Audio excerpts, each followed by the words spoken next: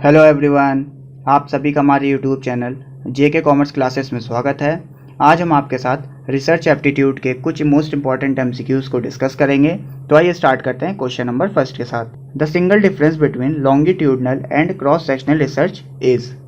Longitudinal research और cross sectional research में difference क्या होता है, आपको ये बताना है। तो आइए सबसे पहले हम लोग ये जान लेते हैं लॉन्गिट्यूडनल रिसर्च का मतलब क्या होता है और क्रॉस सेक्शनल रिसर्च का मतलब क्या होता है। लॉन्गिट्यूडनल रिसर्च वो रिसर्च होती है जिसके अंदर रिसर्चर के पास एक वेरिएबल होता है और उस वेरिएबल को वो over the period of time study करता है। और क्रॉस सेक्शनल रिसर्च वो रिसर्च होती है जिसमें रिसर्चर के पास कई वेरिएबल्स होते हैं और उन सभी वेरिएबल्स को वो एक टाइम पीरियड में स्टडी करता है। तो आइए एक एक करके हम लोग अपने ऑप्शंस को पढ़ते हैं और अपना करेक्ट आंसर सेलेक्ट करते हैं। ऑप्शन नंबर फर्स्ट में बोला है in longitudinal research researchers works on a single group of subject for long term of duration, while cross sectional the immediate result have been derived after selecting a sample। पहले option में ये बोला है कि जो हमारा लॉन्गिट्यूडनल रिसर्च होती है उसके अंदर रिसर्चर के पास एक ग्रुप होता है और उस ग्रुप को वो लंबे समय तक स्टडी करता है।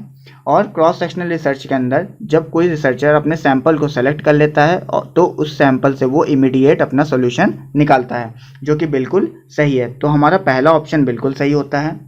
दूसरे ऑप्शन में बोला है in longitudinal research the researcher should have more patience to work than in cross sectional research में दूसरे ऑप्शन में बोला है कि लॉन्गिट्यूडनल रिसर्च में जो रिसर्चर होता है उसको अपने काम से रिलेटेड काफ़ी पेशेंस होना चाहिए, जबकि क्रॉस सेक्शनल रिसर्च में ऐसा नहीं होता, जो कि बिल्कुल सही है।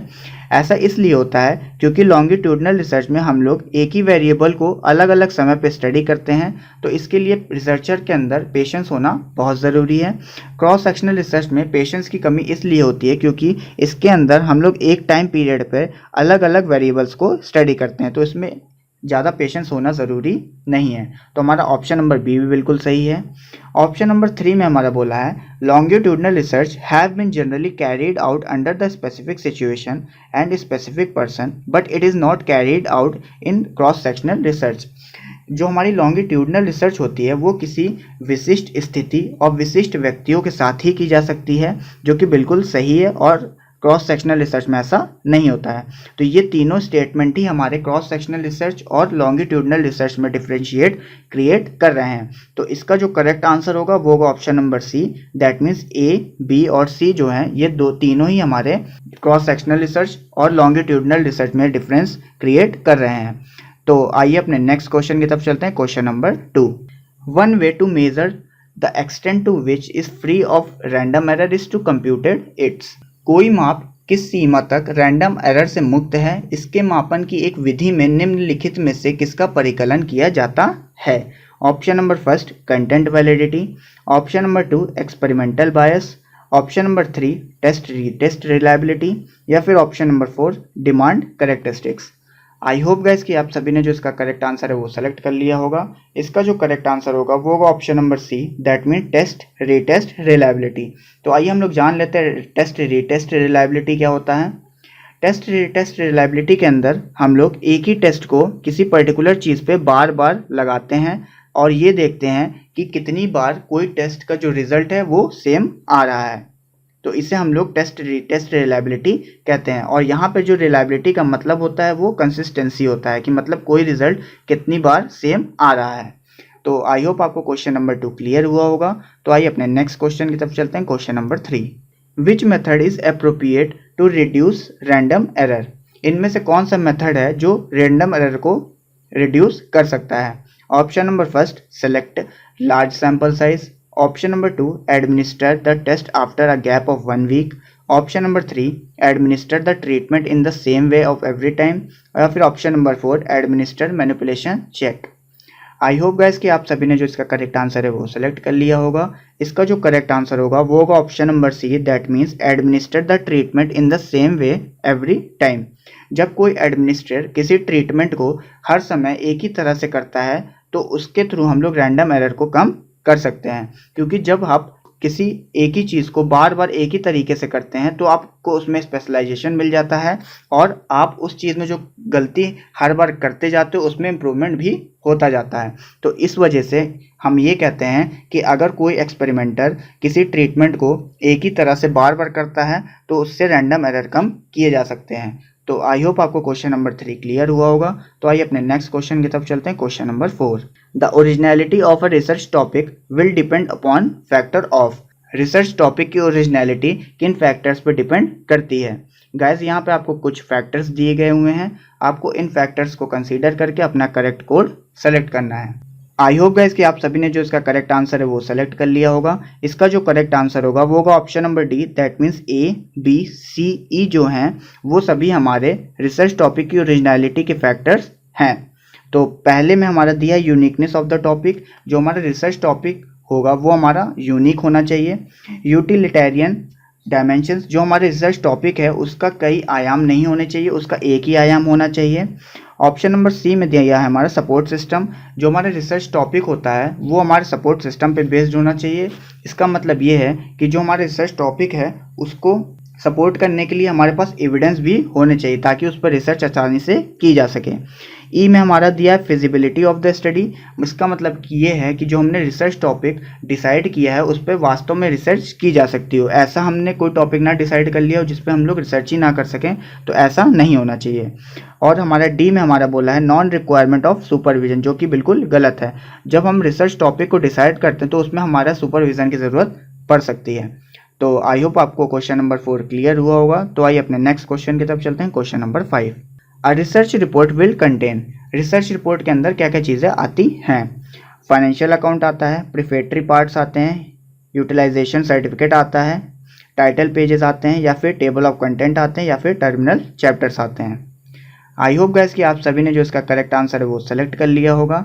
इसका जो करेक्ट आंसर होगा वो होगा option number D, that means B D E F जो हैं वो सभी हमारे रिसर्च रिपोर्ट के अंदर इंक्लूड किए जाते हैं। तो आइए अपने नेक्स्ट क्वेश्चन की तरफ चलते हैं। Question number 6, which among the following provides the strongest evidence of cause and effect relationship between independent and dependent variable? Option number first descriptive statistics, option number 2 non experimental approach, option number 3 correlational approach, या फिर option number D experimental approach. आई hope guys कि आप सभी ने जो इसका correct answer है वो सेलेक्ट कर लिया होगा। इसका जो करेक्ट आंसर होगा वो होगा option number D, that means experimental approach. तो आइए हम लोग जान लेते हैं एक्सपेरिमेंटल अप्रोच क्या होती है। गाइस जब हम कोई एक्सपेरिमेंट करते हैं तो हमारे पास दो तरह के वेरिएबल होते हैं, एक हमारा होता है इंडिपेंडेंट वेरिएबल, एक हमारा होता है डिपेंडेंट वेरिएबल। जब हम इंडिपेंडेंट वेरिएबल को मैनिपुलेट करते हैं और उसका इम्पैक्ट जब हम डिपेंडेंट वेरिएबल पे देखते हैं तो इसके लिए हम लोग जो अप्रोच यूज़ करते हैं उसको हम लोग एक्सपेरिमेंटल अप्रोच कहते हैं। तो आइए अपने नेक्स्ट क्वेश्चन की तरफ चलते हैं। Question number 7, below are given a few key terms, identify these which denotes qualitative research paradigm. Guys आपको नीचे कुछ की टर्म्स दिए गए हुए हैं, उसके बेसिस पे आपको बताना है कि इनमें से कौन सा क्वालिटेटिव रिसर्च को शो कर रहा है। पहले में हमारा दिया एक्सपोज फैक्टो मेथड, दूसरे में दिया एथनोग्राफिक, तीसरे में दिया है हमारा सिंबॉलिक इंस्ट्रक्शन, चौथे में हमारा दिया डिस्क्रिप्टिव सर्वे, पांचवें में दिया हमारा नैरेटिव रिसर्च और छठे में हमारा दिया एक्सपेरिमेंटल मेथड।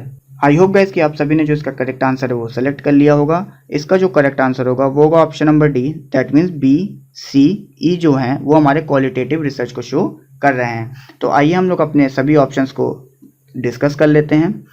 सबसे पहले हमारा expose facto method. Guys expose facto method को हम लोग causal comparative method, postmortem study या फिर आफ्टर द फैक्ट स्टडी भी बोलते हैं। जब हम पास्ट की स्टडी करके उसका प्रेजेंट पे क्या इम्पैक्ट पड़ रहा है इसको जानने के लिए हम लोग एक्सपोज फैक्टो रिसर्च का यूज़ करते हैं या फिर एक्सपोज फैक्टो मेथड का यूज़ करते हैं।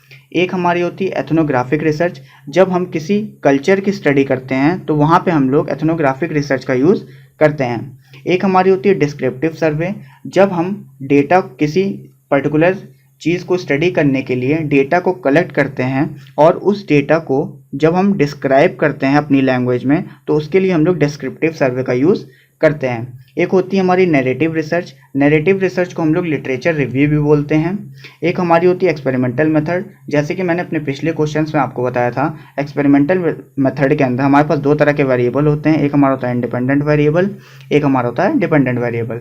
जब हम इंडिपेंडेंट वेरिएबल को मैनिपुलेट करके उसका क्या इम्पैक्ट डिपेंडेंट वेरिएबल पर पड़ रहा है, तो इसके लिए हम लोग एक्सपेरिमेंटल मेथड का यूज़ करते हैं। गाइस, इसको हम इस तरह भी डिफाइन कर सकते हैं कि जब हम इंडिपेंडेंट वेरिएबल को मैनिपुलेट करके डिपेंडेंट वेरिएबल की वैल्यू को फाइंड आउट करते हैं, तो उसके लिए हम लोग एक्सपेरिमेंटल मेथड का यूज़ करते हैं। और गाइस, इसका जो करेक्ट आंसर होगा इस क्वेश्चन का वो होगा option number D, that means B, C और ई जो है वो हमारे क्वालिटेटिव रिसर्च पैराडिगम को शो कर रहे हैं। तो आइए अपने नेक्स्ट क्वेश्चन की तरफ चलते हैं। Question number 8, for which type of research the actions word control, manipulation and observe are most relevant. Option number first action research, option number 2 historical research, option number 3 experimental research या फिर option number 4 grounded theory approach based research. I hope guys कि आप सभी ने जो इसका correct answer है वो सेलेक्ट कर लिया होगा। इसका जो करेक्ट आंसर होगा वो होगा option number C, that means experimental research. Guys, जैसा कि मैंने अपने पिछले क्वेश्चंसों में आपको बताया है, एक्सपेरिमेंटल रिसर्च वो रिसर्च होती है जहाँ पे हमारे पास दो तरह के वेरिएबल होते हैं, इंडिपेंडेंट वेरिएबल और डिपेंडेंट वेरिएबल। जब हम इंडिपेंडेंट वेरिएबल की वैल्यू को मैनिपुलेट करके डिपेंडेंट वेरिएबल की वैल्यू को फाइंड आउट करते हैं, तो उसके लिए हम लोग एक्सपेरिमेंटल रिसर्च का यूज़ करते हैं। तो गाइस, आइए अपने हम अदर ऑप्शंस को भी देख लेते हैं। एक हमारी होती है एक्शन रिसर्च, जब हमको इमीडिएट प्रॉब्लम का सोल्यूशन फाइंड आउट करना होता है तो वहाँ पे हम लोग एक्शन रिसर्च का यूज़ करते हैं। एक हमारी होती है हिस्टोरिकल रिसर्च, जब हम पास्ट की स्टडी करते हैं तो वहाँ पे हम लोग हिस्टोरिकल रिसर्च का यूज़ करते हैं। ग्राउंडेड थ्योरी रिसर्च क्या होती है, जब हम इंटरव्यू और क्वेश्चनेयर के थ्रू डेटा को कलेक्ट करते हैं और उस जो डेटा हमने कलेक्ट किया है उसके बेसिस पे हम लोग थ्योरी को जनरेट करते हैं, तो उस थ्योरी को हम लोग ग्राउंडेड थ्योरी कहते हैं। सिंपल से कहने का मतलब ये है कि जब हम इंटरव्यू, शेड्यूल, क्वेश्चनेयर के थ्रू जो डेटा को कलेक्ट किया है उस डेटा को डिस्क्राइब करके कोई नई थ्योरी जनरेट करना ही ग्राउंडेड थ्योरी कहलाता है। तो आइए अपने नेक्स्ट क्वेश्चन की तरफ चलते हैं। Question number 9, when a researcher starts with the dependent variable and moves backward, it is called. Option number first predictive research, option number 2 retrospective research, option number 3 exploratory research या फिर option number D descriptive research। आई hope guys कि आप सभी ने जो इसका correct answer है वो सेलेक्ट कर लिया होगा। इसका जो करेक्ट आंसर होगा वो होगा option number B, that mean retrospective research. तो गाइस, हमारे पास दो तरह की रिसर्च होती है, एक हमारी होती है रेट्रोस्पेक्टिव रिसर्च, एक हमारी होती है प्रेडिक्टिव रिसर्च। जब हम डिपेंडेंट वेरिएबल से स्टार्ट करके बैकवर्ड की तरफ जाते हैं तो उसके लिए जो रिसर्च यूज़ की जाती है उसे हम लोग कहते हैं रेट्रोस्पेक्टिव रिसर्च।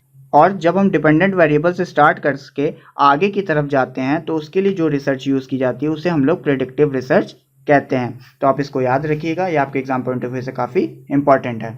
तो आइए अपने नेक्स्ट क्वेश्चन की तरफ चलते हैं। Question number 10, the verification that the method of measurement actually measures what it is expected to measure is known as. Verification के लिए आप जो मेथड यूज़ कर रहे हो, क्या वो मेथड वही मेज़र कर रहा है जो आप मेज़र करना चाहते हो, तो आप इसे क्या कहोगे। Option number first content validity, option number 2 face validity, option number 3 construct validity या फिर ऑप्शन नंबर 4 क्राइटेरियन वैलिडिटी। आई होप गाइस कि आप सभी ने जो इसका करेक्ट आंसर है वो सेलेक्ट कर लिया होगा। इसका जो करेक्ट आंसर होगा वो होगा option number first, that means content validity.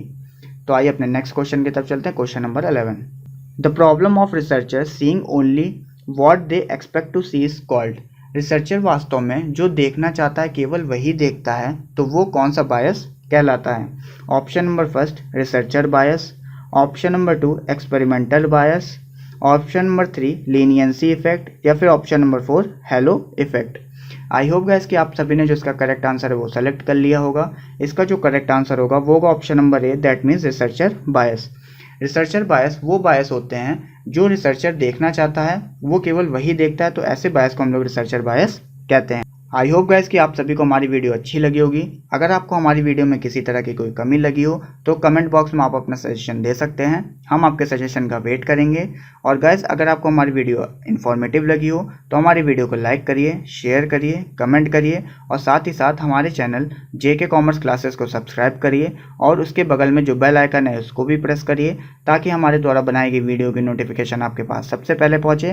तो thank you so much guys.